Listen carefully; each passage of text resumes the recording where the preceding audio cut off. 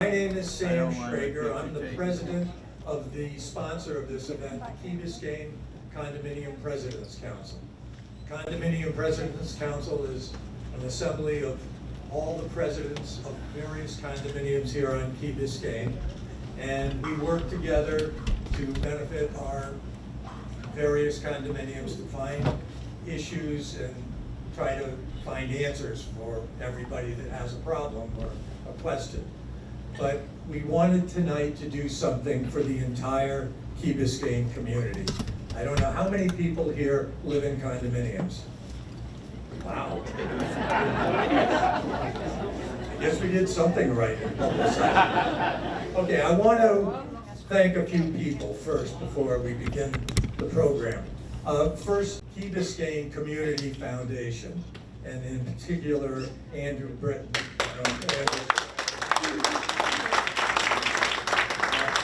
The Key Biscayne Community Center, which obviously is where we're holding this beautiful event. The Islander, Justo Ray, has given us some good publicity. History Miami. Now, I don't know if you know this, but History Miami is who we book Dr. George with, and a tremendous organization. If you haven't been to History Miami, you should go. It's a tremendous opportunity. And the Key Biscayne Historical and Heritage Society, which has been generous in donating the food. At first I thought we were going to beg people to take food because we have so much food. Apparently it's all gone. This is a success.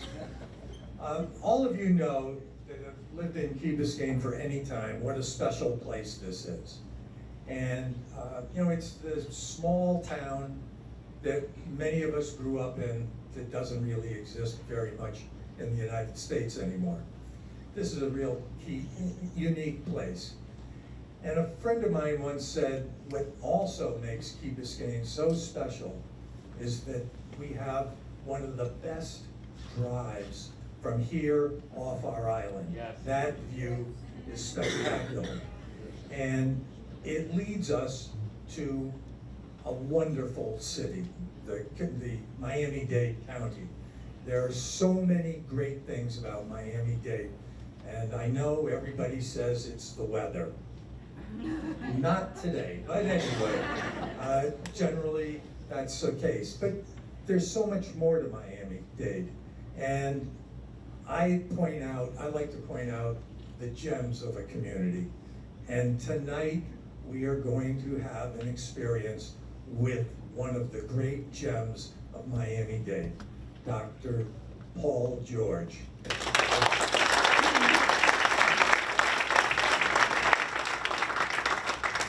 Not only does he have a breadth of knowledge that very few people have about the history of the entire South Florida area, including Key Biscayne, but also you will see his enthusiasm. And that enthusiasm is so infectious. If you've taken his tours, and there are many of them, you take a boat tour out by Still up the Miami River, a number of walking tours, you're exhausted by the end, and it's not from the walk. He's just infectious. So, I'm not going to give you his his resume. I'm going to let him speak for himself. So, Dr. Paul George. Thank you so much, Sam.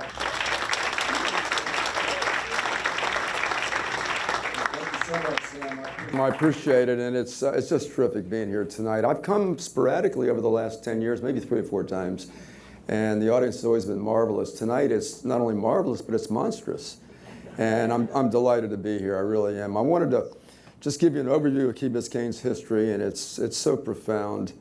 And also, we're going to kind of splice in images during my talk. So we've got a lot of stuff to cover. I thought we'd use at least the last 15 minutes for Q&A, for questions and answers. Things that I might not have mentioned in the talk that you might want to talk about or at least ask about. So we got a lot of good stuff to both look at and I hope listen to. And I guess when you get to the beginning in terms of the people history of Key Biscayne, we have to go back to what Juan Ponce de Leon referred to as the Tequesta Indians. And these were the native Miamians, and he gave that name 500 years ago to them. But we know that indigenous people lived in the greater Miami area more than 10,000 years ago.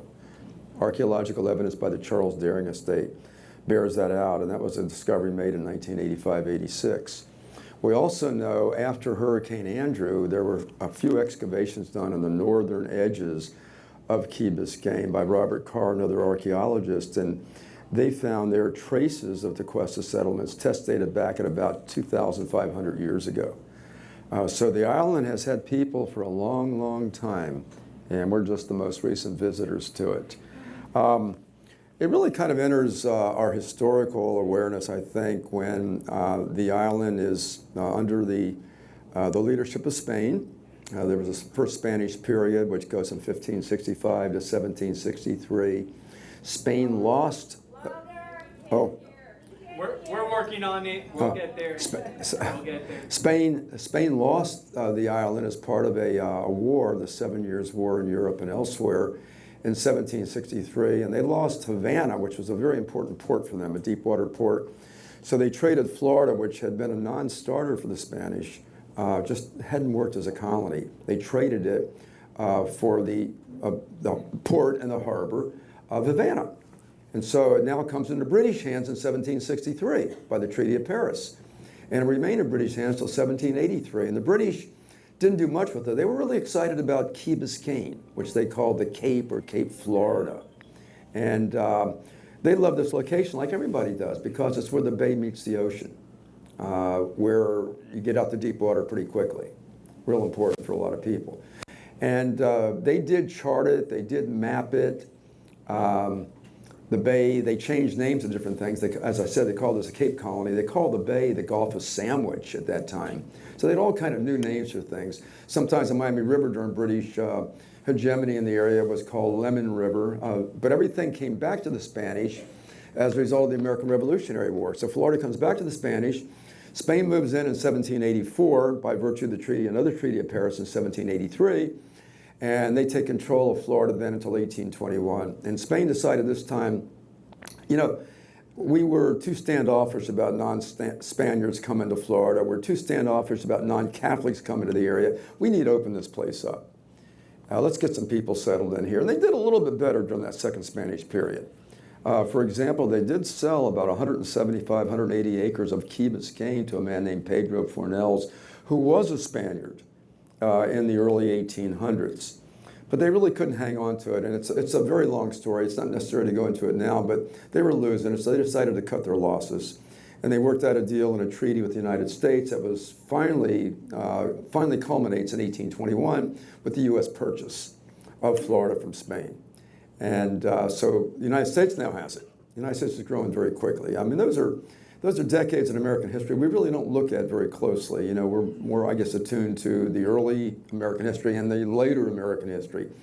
But that was a period of tremendous growth, expansion. And so the United States now takes control, and we're going to do things differently. Among other things, we're going to build some lighthouses along these islands that comprise the Florida Keys, among other things. And we'll have the last of the lighthouses in that group will be on Key Biscayne. So I don't want to miss anything on this. I want to make sure we get this right. So they built the Cape Florida Lighthouse. They broke ground for it in 1825. It was up and going by that time. It was about 60 to 65 feet in height. It had a weak light that flickered every 6 seconds, as it does today. You might not see it in the daytime, but if you're out there in the water at nighttime, you'll see the flicker. And what they wanted to do was keep boats away from the Great Florida Reef, which is just a handful of miles out in the sea. And they thought this would do it. It didn't do it. It wasn't tall enough. The light wasn't strong enough. But this is the oldest built object in Miami-Dade County. We do have the Spanish monastery that was built in the 12th century in Spain.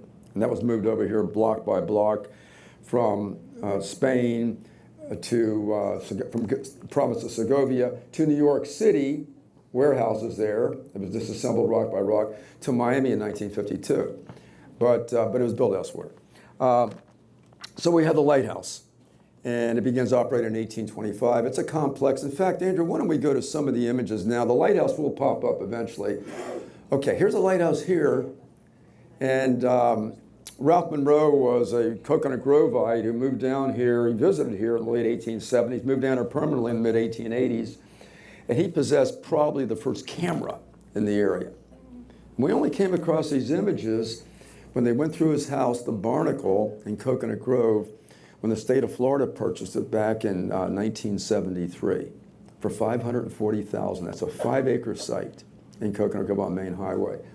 And so we see this image. And so here's the lighthouse. Here's the keeper's house. They called it a cottage, but it was very substantial. The keeper usually had a family, and sometimes the family was out here with them. Other times it wasn't. He had an assistant keeper who sometimes used this also. There was a cistern, there was an outhouse, a couple other things that comprise that complex. So the lighthouse is up then in 1825. It's not working very well. But I think one of the things it did was it brought a halt ultimately to something we talk about today, and this is really new history, the last 10, 15 years, the so-called saltwater railroad, or the Southern Underground Railroad, where enslaved people were escaping places such as farms and plantations in Georgia or Alabama, and they were coming through this almost completely unpopulated peninsula portion of Florida.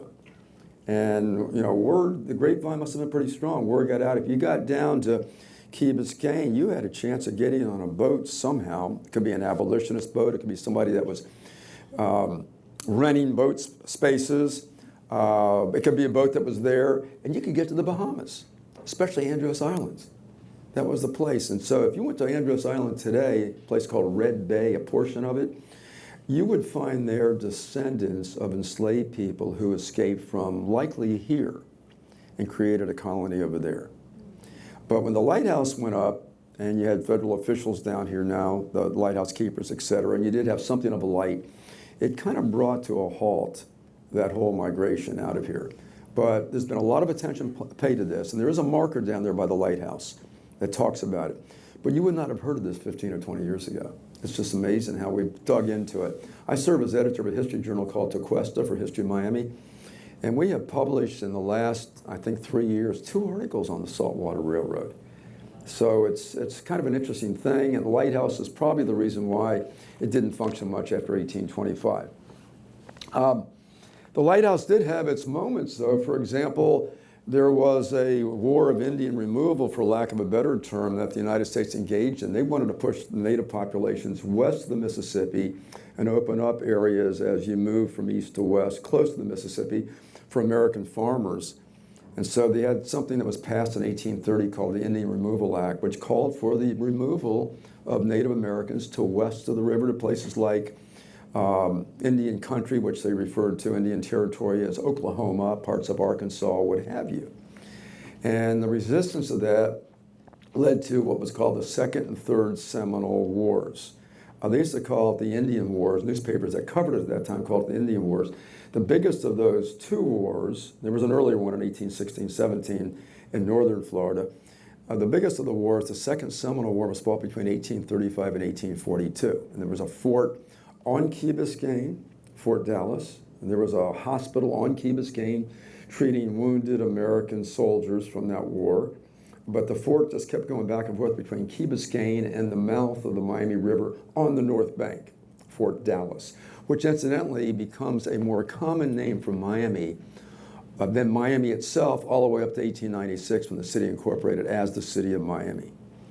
So we bring this up because the Seminole Indians who had migrated to Florida at the invitation of the Spanish, one historian traced their migration as beginning about 1704 to serve as border guards against British raids coming from South Carolina. There was no Georgia at the time, into northern Florida. And many of them got as far south as Miami and the Florida Keys within about a decade. And so they're staging a war against American forces. It was intermittent warfare. But one of the biggest moments in the war, it began in 1835 in December. One of the biggest moments, though, was an attack on the Cape Florida Lighthouse. And that happened in the summer of 1836. And what happened was They broke into the lighthouse. The lighthouse is masonry, so you can't really set it on fire, but there was some sort of a stairwell that would take you to the top that the keeper and the assistant keeper and maybe others would use. They torched it. And they left the assistant keeper dead. And they left the keeper wounded. And he was able to push some kind of an oil drum down this opening where the stairwell had been, and it exploded. And that sort of scared off the enemy. So his life was saved. He was rescued the next day by a naval boat that was out in the area. So you've got a lot of action in the Cape Florida Lighthouse. It closed for several years. It was restored in the next decade, the 1840s. And then the United States government said, you know, it's not working partly because it's not tall enough. You're looking at the Great Florida Reef. See, it was built to warn vessels, just to repeat myself, that 5 miles out was a reef that's going to cut you up if you come on that. These are wood-hulled vessels, and they're really vulnerable to something like this. So they raised it by 30 feet. So now it becomes, by the 1840s and 1850s, it becomes 95 feet in height. And the Army officer in charge of that was a man named George C. Meade. And Meade was the man who was the hero of the Battle of Gettysburg in July of 1863 in the Civil War. But he was down here at this time. I wonder how the mosquitoes were around the lighthouse. Even in my youth here, mosquitoes in the summer were just outrageous. So you've got the complex out here with the lighthouse. You got the fort. The Army and Navy maintained a presence here until 1842, which was the last year of the Second Seminole War. And then the war would resume. Phase 3 would be from 1855 to 1858. But there wasn't any action out here. Most of that was around the Miami River, and it was really minimal compared to what had happened earlier. Meantime, by the second half of the 1800s, another sort of activity has taken place here. And that is that some investors had bought a lot of land along the water in Key Biscayne, as well as all the way up Miami Beach, to create a huge coconut plantation. And people like Osborne and Field, these are people from New Jersey and Ohio, had come down here. And they thought they could really make a killing at this, but the problem was they started planting these coconut palms, and coconut palms are not indigenous to the area. They brought them in from different places like Trinidad. But when they began to sprout, the vermin on the island, led by rabbits, consumed whatever these stalks were. So it never really took off. But that's the first attempt, while it's an American possession, for sort of a big-time investment for that particular era. Those trees, incidentally, were planted around today's South Beach. If you went over to Lummis Park, there's no successors of them standing today. But if you went to Lummis Park today, say at 10th and Ocean, which is sort of Grand Central Terminal for the Art Deco district, you'll see a lot of coconut palms. They are not descendants, but that's where they did a lot of the planting. I mean, this was a desolate place too. I mean, windswept, obviously storm-swept and what have you. But so there was an attempt then to do something with this. They did plant all together between this island here and the Miami Beach shoreline, however north they went on that, an estimated 76,000 coconuts. And they walked away without really realizing any profit or anything on this. In fact, one of the late investors is a man named John Collins, for whom Collins Avenue is named. And he bought out his partners. At one time, John Collins owned almost the entire future city in terms of its boundaries of Miami Beach. He came from right near Morristown, New Jersey. He was a Quaker from that area. He took over from that. And John Collins, just to digress for a minute, decided, he realized coconuts weren't working. He decided to create an avocado orchard. But then his son-in-law, a guy by the last name Pancos, came down. Now we're moving to the turn of the century, and I'll get back to Key Biscayne in a minute. His son-in-law said, this isn't an avocado orchard. This is around Pine Tree Drive on Miami Beach. This is a resort, you know, with the water and the weather. And so he made a 180 about face and decided to do something different. Meantime, the United States Life Saving Service said, this lighthouse isn't working. These boats are still running aground in the Great Florida Reef. So they built a new lighthouse called the Lighthouse of Fowey Rocks, about 5 miles out off the shoreline. And it was very high tech for that time. It was about 3 stories in height. In fact, it was so high tech that a portion of it was on display at something called the Centenary. That was the 100th anniversary of the Declaration of Independence, 1876. And it was headquartered in Philadelphia, where the Declaration was created and signed. and you had a portion of that lighthouse. Well, that started functioning in 1878, so this was decommissioned at that time.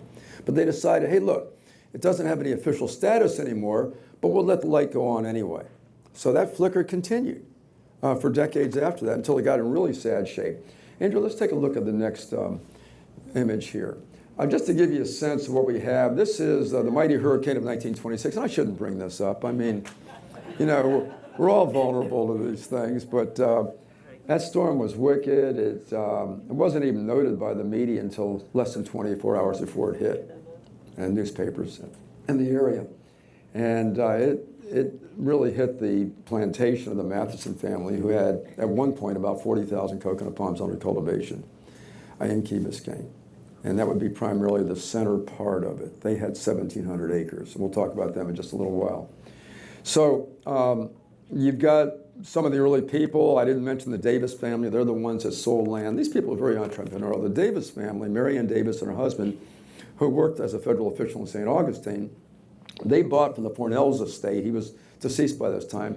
In the early 1820s, they bought his 175, 180 acres for $150, and they sold just 3 acres for the Cape Florida Lighthouse for $200. So they made a tremendous profit on all this.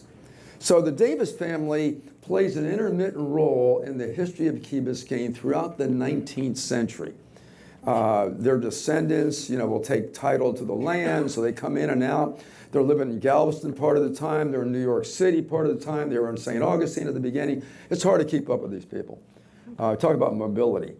But it's interesting because a descendant of the Davis family took control of the property in the late 19th century, and he said, why don't we go to another image too, Andrew? Let's see where we're at. We'll keep it at this for now. He said, you know, he said, I'm looking at the lighthouse. And you know, when the lighthouse was built, it was built on a 3-acre site right in the center of the 3 acres. But he said the lighthouse right now is ready to slip into the water.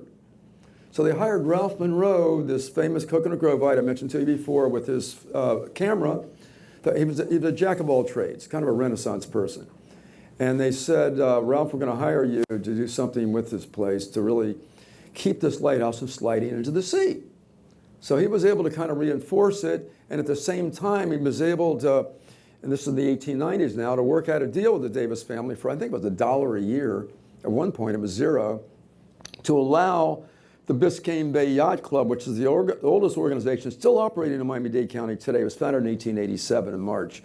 To allow the Biscayne Bay Yacht Club, has anybody been to the Biscayne Bay Yacht Club? Okay. I mean, they're rowdy. I mean, it's one of the rowdiest places imaginable. And if you want to hear Miami, you'll hear Miami. You want to hear a Southern accent, you'll hear a Southern accent there. This is unheard of in the Miami today. But as a boy, we heard it all the time. Miami. And now if I hear somebody say it about once every 2 or 3 years, my head will turn like that. So long story short, they occupied the lighthouse for their chowder parties. They would come in here once a year, usually on the anniversary again, it would be in March, and they would celebrate it. This is interesting because, speaking of the Biscayne Bay Yacht Club, this is a party they had at Master Point in 1937, which would be the 50th anniversary of the Biscayne Bay Yacht Club's founding. It was founded by Ralph Monroe and a guy who was no relation to him, Kirk Monroe, who was a writer of famous boys' stories.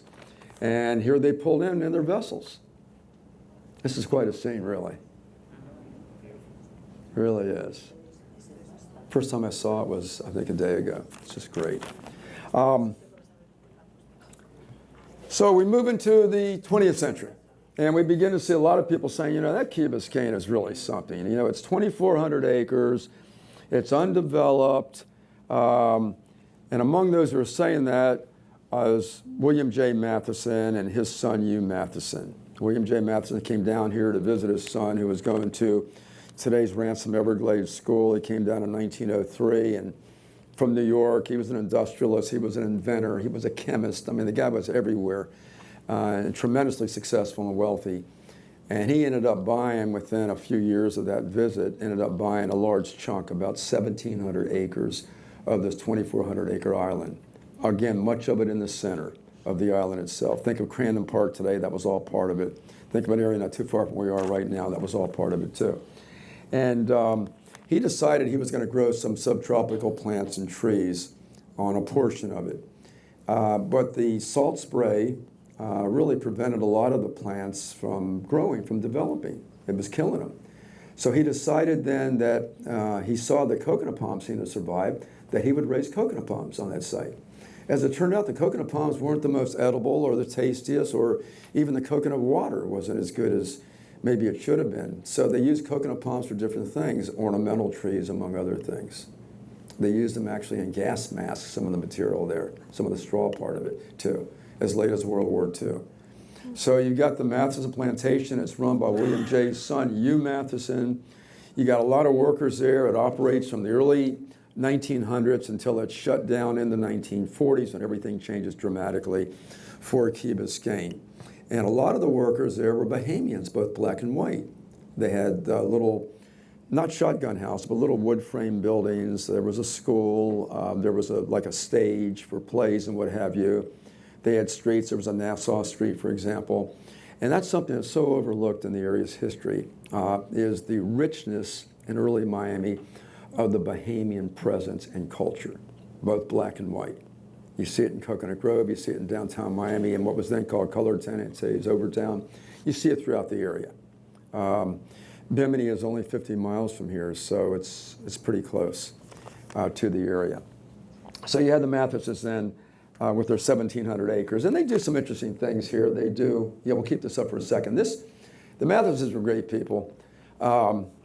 Mashja, said to be an Egyptian word for something that's quiet and peaceful and what have you. So William J. Matheson in the 1920s built the Mashja House, which is a Moorish-style building. You can see the arches here and what have you at Mashja Point. And you can see it just had a lot of stuff, including the swimming pool on it. This was taken by a Miami photographer, Gleason Romer, who shot photographs in the late 1920s until 1964. About 18,000 of his images are at the library in downtown Miami, and they're actually accessible online. So if you want to get a glimpse of Miami in the late 20s, 30s, 40s, 50s, part of the 60s, that's really the place to look. To make the plantation work, William J. Matheson, but mainly his son, Hugh Matheson, dug a canal that we knew eventually as the Pines Canal that went all the way through from the bay to the ocean. Now, it still runs some distance, but it doesn't go all the way through to the ocean anymore. And part of it is curved in different directions. You had that. There was a movie, part of a movie that was shot there. It came out in 1970 called Tora, Tora, Tora, about the Japanese attack on Pearl Harbor. They did a lot of the filming there. And also during the war in 1944, John Wayne started in a movie called They Were Expendable. Much of that was shot in Key Biscayne, and some of the built environments for that movie were still standing as late as the 1970s on the island itself. So you've got the plantation. It's not doing real well, but you have somebody very interested in some of the trees there, and that, of course, was James Daring. James Daring bought a swath of the island that would be in the southern part of the island, south of where the Mathesons had their property. And his initial hope was he was ready to build Biscayne. He was involved here by 1913, started building Biscayne about a year later. His hope would be to take some of the trees. He was cultivating not only coconut palms, but royal palm trees, which incidentally are native to the Everglades in that immediate area. And his plan was, and he fulfilled it partially, was to transplant some of them to Biscayne. Biscayne was built between 1914 and 1916. It opened up on Christmas night of 1916. So you had Daring here, but his initial desire was to create like a South Seas or Tahitian resort on the property he owned toward the southern part of the island itself. It never happened, but he was still actively thinking about that as late as at least the early 1920s. He died in September of 1925, so he couldn't go much farther than the idea of it itself. So you had Daring there. Hurricane of 26, we saw it, and it did a lot of damage to Key Biscayne. Something else that did sort of a strange impact on Key Biscayne was the fact that George Merrick, the creator of Coral Gables, bought the whole shoreline, the entire shoreline, on a long-term lease of Key Biscayne from the different people like the Mathesons who owned that property. And it might have been because I think George Merrick was kind of gun-shy about the fact that, hi, Mr. Merrick, you have a beautiful community, except there's no water. He wanted a lot of water in his community. That's why he built the Coral Gables waterway that takes you out in the Biscayne Bay. That's why he bought a lot of property from both William Daring, the older brother of James Daring, and James Daring himself, where Coco Plum is today, Tahiti Beach and what have you. That was all Daring property at one time. And so now with the shoreline, he could advertise by 1926 40 miles of waterfront property for Coral Gables. Well, most of the waterfront was Key Biscayne. And the thing is, in 26, he went down. The great boom that reached its peak in the late summer of 1925 collapsed in 1926, before the hurricane hit September 26. It was gone. And I remember there's a simple way to figure that out. If you looked at, say, the Miami Herald, a daily edition in 1925, it was over 100 pages. There were so many ads from developers. If you looked at it again by, say, June of 1926, it was down to between 18 and 20 pages wide. The developers had pulled out. They were gone. So you've got Key Biscayne sort of just maintaining itself. It's a coconut plantation, not much going south, not much going north to the tip itself. Continues to be under Matheson control, a big chunk of it.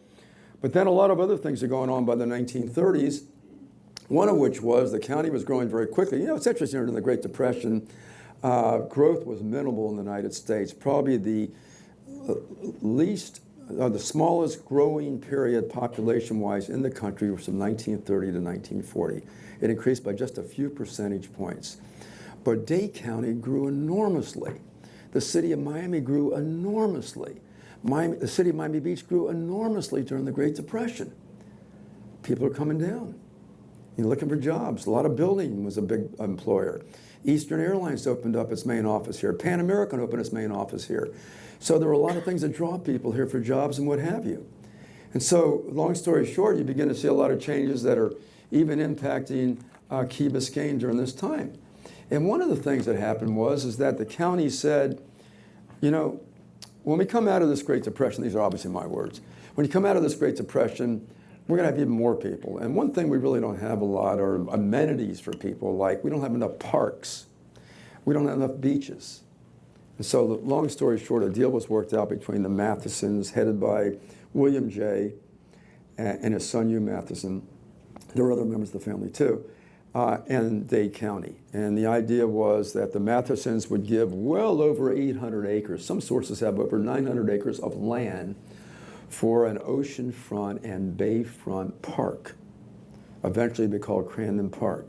Crandon for a guy named Charlie Crandon, who was a Dade County commissioner, who brokered the deal, brought together the parties to make this happen prior to World War II. And so you're going to get a park, but in order to make this thing viable, you got to have a bridge, or maybe a series of bridges that connect the mainland with Virginia Key with Key Biscayne. And somebody's going to have to finance this. The county wanted to sell bonds on this thing. In fact, they sold over $5 million in bonds. The biggest buyer, and probably responsible for at least 90% of the purchase, was Ed Ball, representing the Delaware-based family of the DuPonts, as well as the Florida East Coast Railway, as well as a lot of other properties and things that the DuPonts owned. And so Ed Ball was the trustee, and he came up with the money for it. And it's an interesting story what happened. The Mathesons and Charlie Crandon, it's kind of targeted Ball because he controlled so much money. This is now in the late 30s. And they brought him over here, and they showed him the coconut plantation. He wasn't interested in that. But they had some workers shimmy up the tree, came down with coconuts, mature coconuts. You know, in the old days, I wasn't good at it, but a lot of friends were. You could break open a coconut. You had to bang it on the sidewalk, and the snout would kind of pull apart a little bit. You could, if you were strong, you could pull the tusk. You'd get to the coconut itself, get an ice pick, hit it, and pour that coconut milk into a glass. I always envied people that had the strength to do all that stuff. But long story short, they did this, the workers did this, and they mixed it with rum, and they gave Ed Ball a rum drink, and he liked it. He asked for a second one. This guy was almost impossible to deal with. I mean, he was crusty. They gave him a second one. He said, I'll buy the bonds. So now you've got funding for a bridge, and they started building the causeway from the mainland, the first bridge in 1939.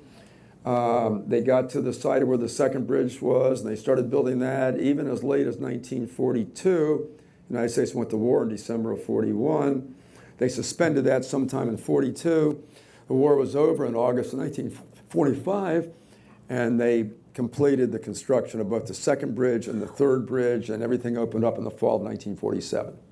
So now you had Crandon Park, named for Charlie Crandon, 800 plus, maybe close to 900 acres, bay, as well as the ocean. And you also had the Rickenbacker Causeway, named for Eddie Rickenbacker, World War I aerial ace, a World War II flight consultant with the military, owner and president of Eastern Airlines, which would become the largest employer in South Florida. And so everything's kind of coming together for this. Crandon Park opened up at the beginning of 1948, the Causeway again just a couple months before that. The initial toll was, the county said, you know, we got to pay back these things that we owe to Mr. Ball. So we're going to charge 50 cents every time a car goes over the Causeway, and not a lot of people use the Causeway initially. And so the Mathesons, meeting with the county, said, you know, maybe we ought to lower this toll because people aren't coming the way they should. They had like parking for 3,000 cars over here on Crandon Park. And so they lowered it to 25 cents, and many more people started coming. But the thing I've always found to be so amazing is that they had this huge celebration, went on for 3 days. They had a bunch of school kids, among others, dressed up as Native Americans. Why not just invite the Miccosukees and the Seminoles to come over here and do this? You know, it's just, you just shake your head. Let's go to another image, Andrew, if you can. Key Biscayne aerial view, 1950. Boy, it is changing. The Matheson heirs received 6 chunks of land from ocean to bay. That was all set up by William J. Matheson before he died in the late 1930s. And some are ready to begin to sell it off with this bridge. Let's shut down the coconut plantation, which they did. Others kind of sat on their land for a while, and they began to sell it. So you're beginning to see some change, and the biggest buyers were the Mackles, the 3 brothers who would develop most of the early homes on Key Biscayne, beginning about 1949 or thereabouts. And so you've got the Mackles developing, and you know, some of those houses were selling for, if you can imagine this, $10,000 and $11,000 at that time, about 75 years ago and less. So we've got a huge change that's coming on now. Crandon Park was really interesting the way it was laid out. There was a tremendous landscape architect in Miami and South Florida. His name was William Lyman Phillips. He did Matheson Hammock, and again, the Matheson family contributed that land to the county too, long before World War II. And he did many other parks in the area. Grenell's Park, which was which was a New Deal Civilian Conservation Corps project, as was most of Matheson Hammock in the 1930s. And so you've got the whole area is changing, but the Crandon Park was interesting. Lyman Phillips, under the influence of different people, decided he was going to have 2 versions of Crandon Park. One would be with Malay coconut trees and what have you, would be sort of like a South Sea resort of some kind. The other half he was going to leave alone. Let it be the way it is, driftwood, rustic. On the bay side, you would have, you know, various subtropical trees and what have you, and just leave it alone. And thank God he left it alone, because there's a coral reef in the north part, which would be the area he left alone, a coral reef that's been test-dated back to the 2nd century AD. And when the tide is out, you can see that thing. So you're walking toward the tip. I've only seen it once. You're walking toward the tip, you can see it right over there. I mean, it's really something to see. Still around, thank God. Yeah, in an area that doesn't really respect the past that much, sadly. So you've got the Mackles development. They start buying in the late 1940s. Their houses are selling, as I mentioned before, in some cases under $10,000. They also built in 1952, and this is really interesting, the Key Biscayne Hotel and Villas, which becomes a tremendous place for visitors and what have you. And in fact, this is where, just to jump ahead a little bit, this is where Richard Nixon and John Kennedy met a few days after the election of 1960.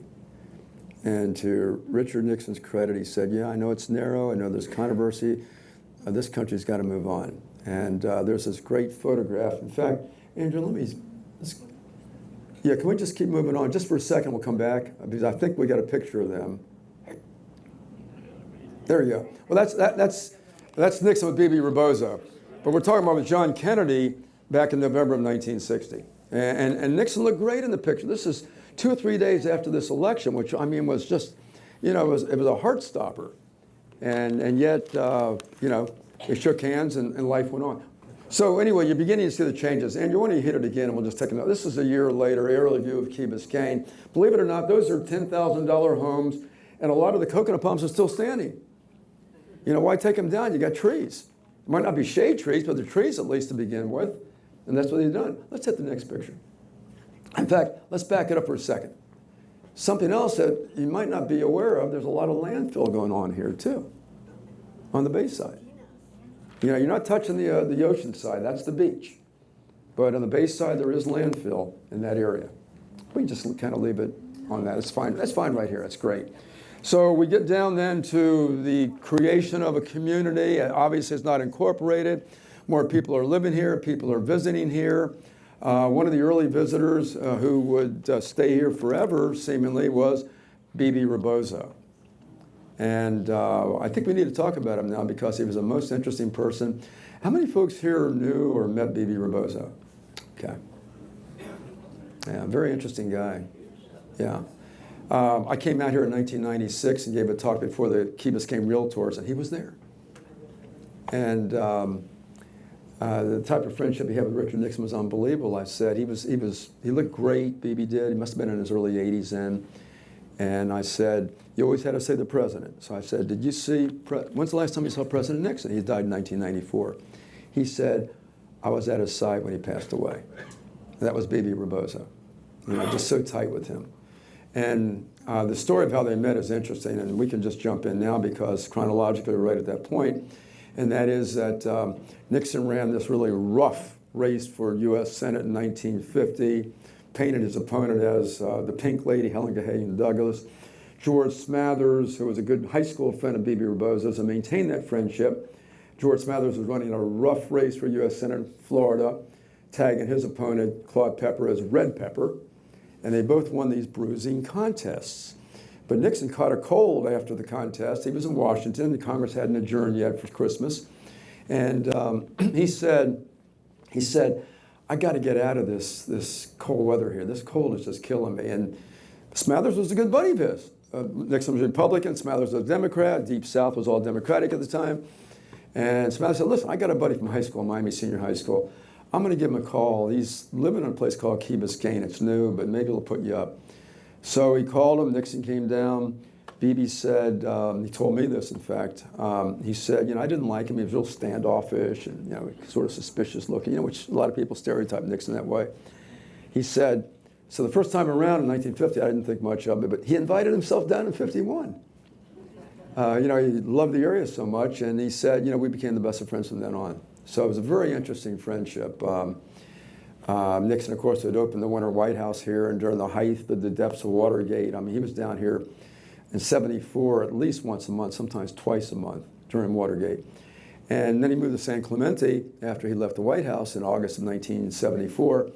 And so you might have said, well, that was probably the end of his contact with Key Biscayne. It wasn't. He would come in to see B.B. B.B., of course, was running the bank, and he'd kid around with people there. He'd always bring in copies of his latest book signed. And he'd say, is the old man in today? You know, referring to B.B. I mean, that's, you know, how sort of loosey-goosey Richard Nixon became in his retirement.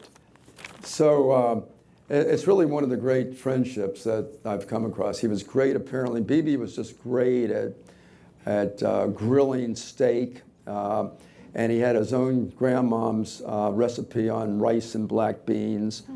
And Nixon's children just really loved him. He was Uncle B.B. to them. But it went on and on and on. And we do have one remnant of that friendship here. The helipad, last time I looked, was still here. Everything else seems to be gone, including that compound where B.B. lived, the president lived, Smathers had a place, and what have you. So we've got that interesting friendship. Andrew, let's hit this and see where we're going. So this is just a great beach picture. I mean, it's just idyllic. This would be obviously the part we're all familiar with. A lot of us really didn't walk into that other area, which was actually fascinating. You had the sandbar, of course, so it really broke any wave action here. It was sort of a different beach, say, than Miami Beach, which had all that wave action. But again, it took great pride on the tremendous amount of parking spaces, its tables, its picnic tables, its barbecue pits, and what have you. It was a very unusual place. I remember when I was young, we used the field one time. There was actually, we were invited to participate in a football game. I played for the Southwest Boys Club. We played the Northwest Boys Club. And we wanted the game to end up in a tie. Somehow it ended up where the Northwest Boys Club, we set it up for them, scored, and then they scored an extra point and they beat us by a point. It wasn't supposed to be that way. You know, they were supposed to tie, and lots of people out there watching it, what have you. Let's go to the next photo if we can. This is Arthur Dresser in the center point, an architectural model. At this point, you still got low rises. You haven't gotten into the condo era until the 1960s, and the even taller buildings with Stephen Muss and other people by 1970 and thereafter. But it's beginning to change, though, very dramatically, clearly in the ocean side as you move south away from Crandon Park itself. Key Biscayne today, well, it borders Biscayne National Park. It incorporated in 1991 as a village of Key Biscayne, hit hard by Hurricane Betsy in 1965. You may or may not be aware of the fact that a barge was cut loose from its moorings by Hurricane Betsy, and it banged into the third bridge, and I don't think there was automotive traffic for 2 weeks on that bridge.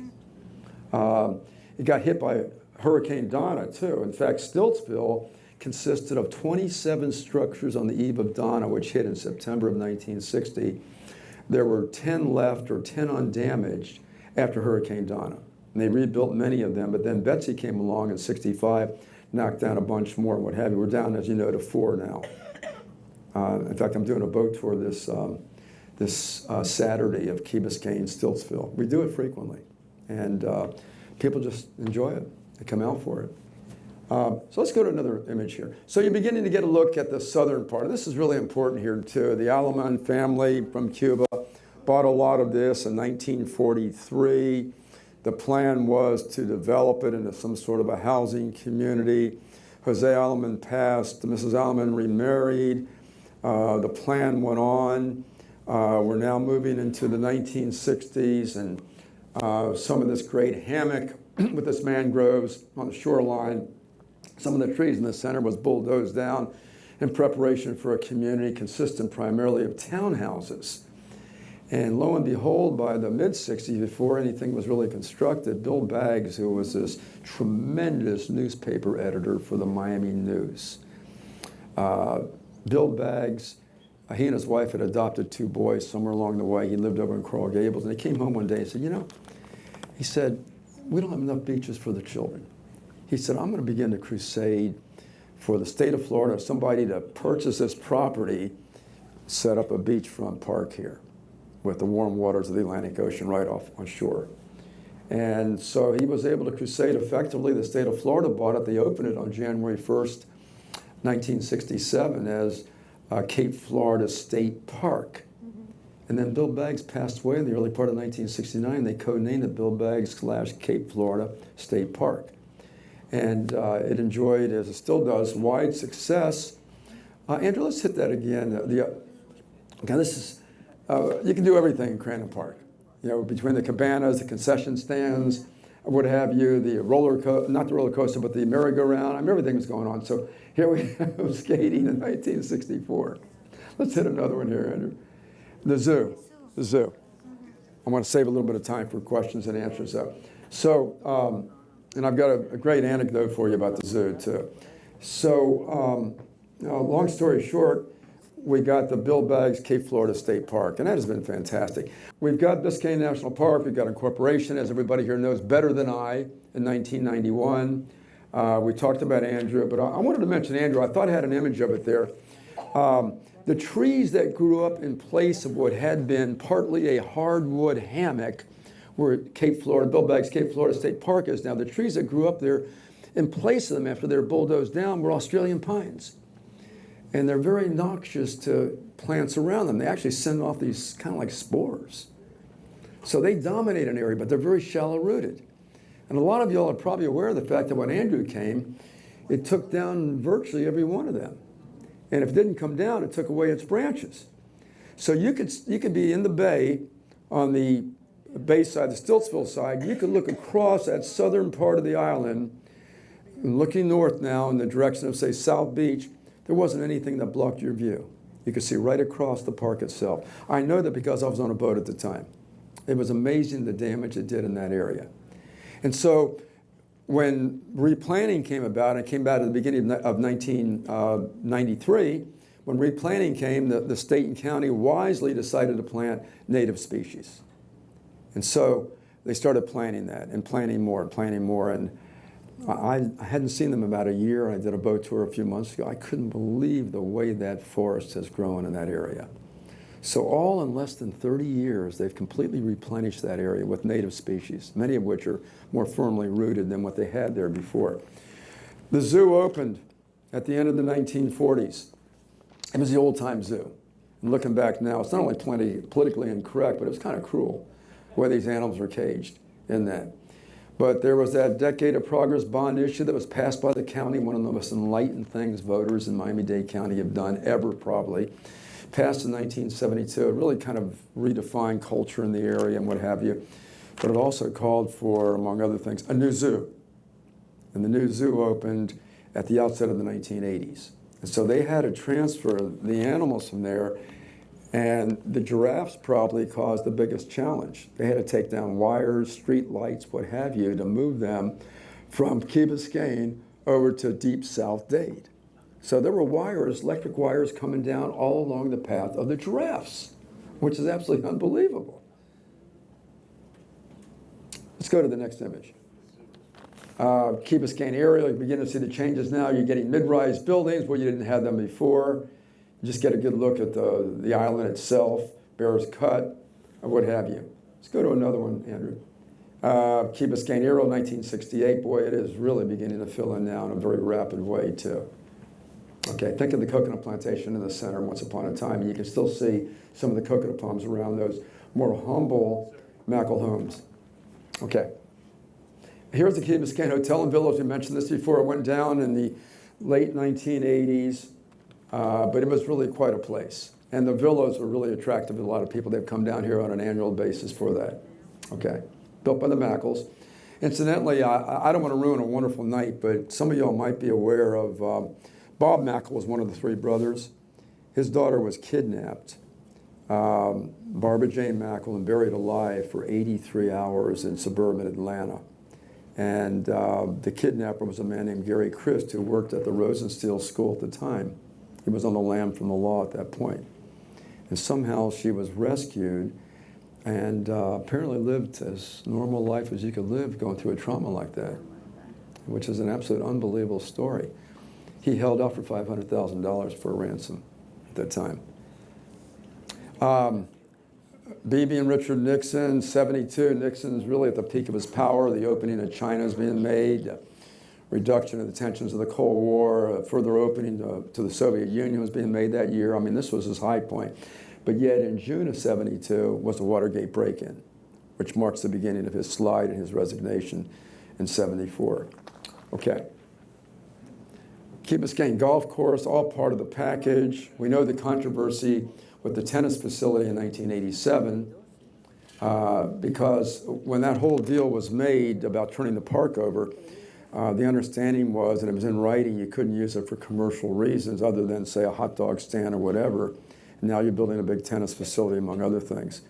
Some of the things were okay, others apparently were considered not to be. And the Matheson family, especially Bruce Matheson, really kept an eye on things. Okay. Stiltsville, 1975. This building, I believe, is still standing. This is the Shaw Sessions Baldwin House. This is where Ted Kennedy's bachelor party was in the early 1990s for his second marriage. And so it was at night, and he accessed it through the Biscayne Channel, which bifurcated Stiltsville at one point. And there was a steel band playing here on the lower deck. There was food and drinks, and somebody approached him, a couple of guys approached him who were Stiltsville people saying, Senator Kennedy, you got to save Stiltsville. We're part of Biscayne National Park. They want to take us down when our leases are out in July of 1999. And he said, as soon as I get back to Capitol Hill, I'm going to introduce a bill. Well, Ted Kennedy was an Irish Catholic, which means he partied hard. I don't think he remembered the Monday morning he got back to Capitol Hill, the promise he had made that weekend. Incidentally, Kennedy spent part of his next to last week on the planet on Key Biscayne, over by Mashta Point, in fact. Okay. And so the Cape Florida last after, this is what I meant, Andrew. I don't know how this slipped. I'm sorry about this. Yeah, you did great. But you can see the destruction here primarily of Australian pine trees in the aftermath of that. So we have a little bit of time for questions. If anybody would like to ask some questions, it's about 10 minutes to the hour. Yes, How many mackerel houses are still left? You know? Oh gosh, I don't know. I think that you all might know better than I actually. I don't get over to the island that much, but you know, it was in many ways, that $10,000 went pretty far for a home in those days. And went to St. Peter and Paul, and we had children going to Peter and Paul when I was there who actually lived on the island, including a family, the Rohan family, that had 13 siblings. And so this big station wagon would drive up to school every morning, and they would just jump out of that car. But they lived over here in the Key, and we just thought there was a mystique to the Key for us people. My God, they live on the Key. This is unbelievable.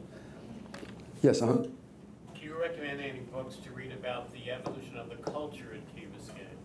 Well, you know, and that is a contemporary topic more than anything. There's so many different folks living on the island now. My wife's from Spain, and she knows of people and has friends from different parts of Spain that live here now. You know, I really don't know any specific book. There's just been a couple of histories written about Key Biscayne, but they go back in time. I think that is relatively contemporary. Last 15 to 20 years, it's just really become pronounced, which is really an exciting phenomenon. It's really changed a lot. Now, I guess the true mark of the Americanization of these folks would be, do they attend the July 4th parade?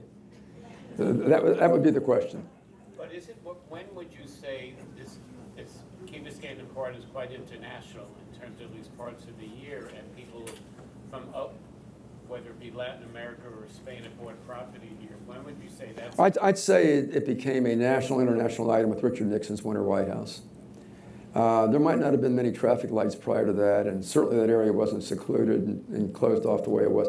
I think that brought a lot of attention. In fact, there was a presidential parade when he took the oath of office in 1969. There was a tiny little, I can't call it a float, it was a little moving vehicle with Key Biscayne on it, and it said the president's winter home.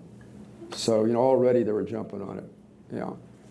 Yes, I think there's a book by Joan Jill Blank. Joan wrote the first history, and it's a wonderful book. It came out, I'm going to say, in the 90s. Yeah, great book. Yes. There's also, is there any credence to the myth that Ponce de Leon came by here looking for the fountain of youth? Well, I don't know about the Fountain of Youth, but Joan believes in her book, and there was another pictorial history written in Key Biscayne by a man named James Cushlan, co-written by Cushlan, in which he maintains that Juan Ponce de Leon came here, and that he called it Santa Marta because it might have been on the feast day of St. Martha. So that was an early place name for it. But I've often wondered about that because the account of a lot of that was written many, many years afterwards. But I think both James Cushlan and Joan Gill Blank have maintained that Juan Ponce came here, that he dropped anchor here. And again, if you think about it, you know, it kind of sits out there where the bay meets the ocean and what have you. You see, Juan Ponce spent most of his time in southwest Florida. In his second expedition, he was getting off the boat and he was felled by an Indian arrow, and that was the end of that expedition. Questions anybody might have? Question. Yes, Henry Flagler. Right. Was he ever involved with Key Biscayne? Well, he was in a tangential way. He built the Biscayne Channel. And the Biscayne Channel goes right to the center of Stiltsville. And why did he do that? Because he wanted his cruise ships to have an easier way, and this is now 1897, to get from Miami to the Bahamas. That was his objective with that. So you had the channel, but he didn't use it. It's interesting what happened. He was a very shrewd businessman, et cetera, et cetera. I think he financed most of the construction for the channel. And then he decided, what am I thinking about? Isn't the shortest distance between 2 points a straight line? Why don't I just build the government cut? It's called the government cut because it was financed by the U.S. government. And so the first port of Miami becomes unofficially a port about 1904. By then, the government cut is being dug, and it's from where Maurice Ferré Park is, where the port was. That would be today near the Art Museum and the Science Museum in downtown Miami. And that channel just goes straight out. They had to cut through the southern tip of the beach. That creates Fisher Island on one side, because it was bought by Carl Fisher years later, and the new southern tip of the beach. And so Flagler never used the Biscayne Channel the way he could have. Instead, he had that straight cut. Made it a lot easier for him to move his ships. And why to the Bahamas? Was he interested in The resort aspects of the Bahamas. The resort aspects that many people would be interested in it. You know, it was kind of exotic to them. It wasn't part of the United States. You know, still a British colony until 1973, et cetera, et cetera. And people were interested in going there. So it's not because he was bringing in workforce from the Bahamas to build his railroad? Well, he did, but that was before the cut was made, though, because the railroad enters West Palm Beach in 1893. 1893-94. It doesn't reach Miami until 1896.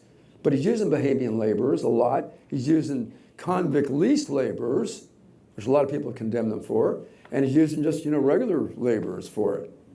So I'm not sure how many, because that cut, again, was made after all of that. Now, he moved his railroad beginning in 1905 from the southern tip of Florida. It entered Key West in January of 1912. And at that point, the preponderance of laborers were coming from outside of here, but they weren't Bahamian, many from New York. There was some kind of a congressional investigation of it because of peonage charges, that they were locking them into these jobs because they got them in debt, buying from the company store and what have you. Lots of interesting stories about Flagler. But he was on the first train. There's a famous picture of him sitting in Key West in January of 1912. Questions? Yes, Paul, would you talk about the seaquarium? Yes, the seaquarium. So you want us to leave Key Biscayne and go to Virginia Key, huh? Okay, so it was constructed and opened in 1955. Didn't have the geodesic dome and wasn't owned by Womeco. Womeco bought it from the original owners in 1960. They added the dome, they added a whole bunch of other elements to it, and they were able to market it very effectively. It was the #1 tourist attraction in Florida until the mouth started roaring in October of 1971 at Disney World. So that's how prominent it was at one point. They wanted to expand over the years. That was beaten back in large measure because of the opposition people here with the traffic that would have brought the additional traffic and what have you. Changed hands several times. It ran into the question of, you're going to keep this orca for 30 years in this large pool here and what have you. And it's closed now, to the best of my knowledge. Yeah, county shut it down. Wasn't it revolutionary and almost inspired SeaWorld because of how it was built? Well, I think it was revolutionary in that it created those acts on the part of some of the inhabitants of it that was just so fantastic. And believe it or not, Buckminster Fuller did have a hand in creating the geodesic dome. There was a guy named Charles McCarrahan who was a great Art Deco architect. Did a lot of the buildings in Bay Harbor. Well, he was the chief designer of that dome, but that dome attracted a lot of attention. And see, Womeco just had the resources and the imagination. Womeco, when it closed down in 1983, they had control of over 85 theaters in Florida, besides all kinds of other investments.